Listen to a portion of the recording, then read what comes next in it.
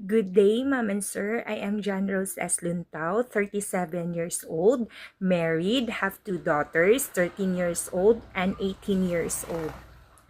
Ma'am and Sir, I am looking for a job as a domestic helper in Hong Kong.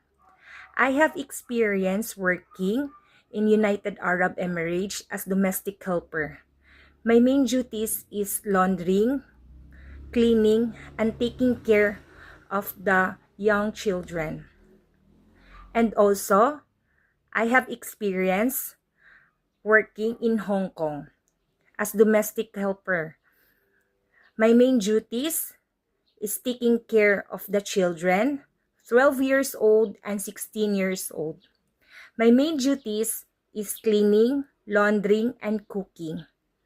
Mom and Sir, give me a chance to work with you, and I will do all my best to do all my duties and responsibilities. Thank you and God bless.